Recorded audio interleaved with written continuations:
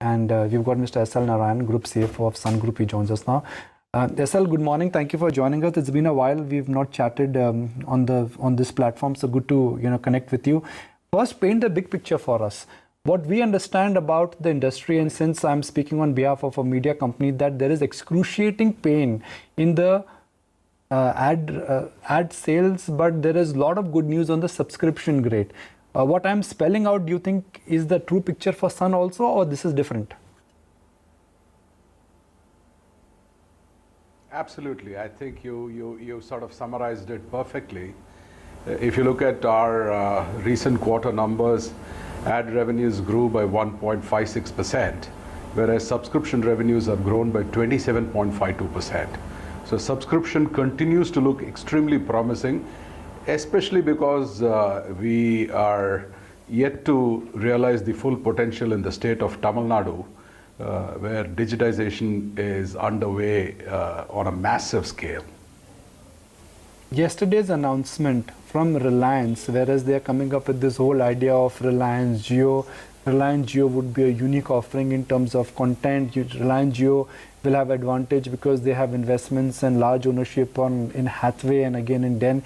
Will that change the entire dynamics of the way how the television industry will move in the future, or you think it's too early to come up with something concrete there? See, it's too early to predict any outcome. But I also would like to point out that this famous cord cutting that everybody talks about in the US, that was facilitated by a huge cost arbitrage between cable and OTT. The typical cable TV bills were approaching almost $100 without premium sports. And suddenly you had a challenger who was offering all that you can eat at about $10 a month. So that's the reason why this massive shift happened to a digitally, engineered distribution mechanism. But if I see around in India, DTH companies will continue to grow because they offer anywhere between 350 to 400 channels for about 300 rupees a month. And whether you watch for 3 hours or 24 hours a day, it is the same commitment that you have to pay the distributor. So I am not convinced that the Indian market will be in for a massive shift the way we saw it in the US. Okay, let's understand the micro now, SL. And, I'm just going by a quarterly performance. Your revenues have dipped marginally because of IPL, but ex-IPL, the revenue growth has been about 16% driven by a 28% growth in your subscription revenue. Given that Q1 results do include income from your IPL franchise, why then are they muted? Yeah, here I'm glad you brought this question up because this needs a little bit of understanding. Unlike the last year when IPL started in the first week of April and ended before 31st of May, this time around, because of the elections, it started towards the second half of March. So some of the games that took place in the month of March have been considered for revenue recognition purposes. And that's the reason why the revenues on account of IPL in June of 19 seems like a lot lower than what it was last year. In any case, the season 2019 revenues were lower than the season 2018 because of the way the broadcaster has struck the deal with BCCI. We're not privy to that, so we really don't know what is the kind of distribution that comes in each of those 5 years for which the rights have been contracted. So that's also a reason why our profits fell. Last year, IPL profits were also driven by the fact that we finished on top of the playoffs table based on the net run rate.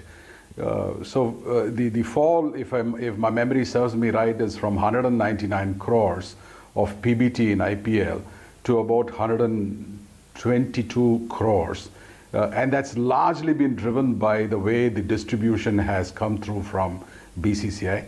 But we know the total number which the broadcaster, in this case Star TV, which has signed off with BCCI, I guess the numbers will go back up from next year onwards.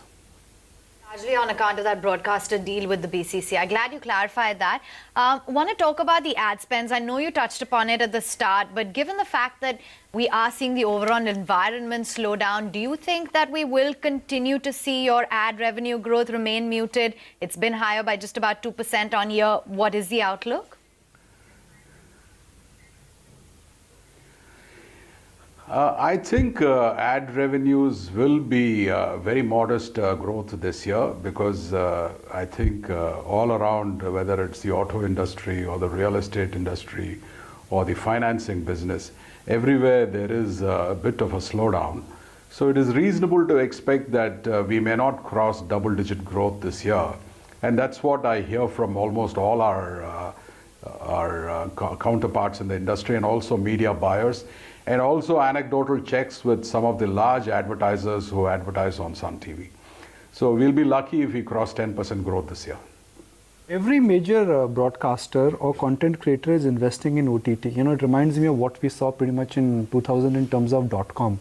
Every company wanted to diversify into .com. They were pouring in money, very few survived. What is happening in the OTT space? The Netflix, the Amazons, the Z's, the Sun TVs, everybody is now wanting to have a very formidable OTT business. The content cost is high, the expansion cost is high. It's going to be a loss-making business, which is going to have an impact on the current cash flow. Where is the OTT business headed, A? And B, within Sun, are you committed to invest in the OTT business? Yes, we have made an announcement that we will be spending up to rupees 150 crores between now and next financial year. There is certainly a market that's evolving because of very high levels of penetration among the youth who now have access to smartphones. I'm told the number is somewhere between 400 to 450 million smartphones and is rising. And most of the people that we have profiled between the age group of 18 and 30 spend a lot of time, also because tariffs are at unbelievably low levels, and I'm told something like 60 cents for a gigabyte is the pricing in India as compared to an average of $8 per gigabyte globally. So, and that's the reason why everybody is now on to watching content on the go.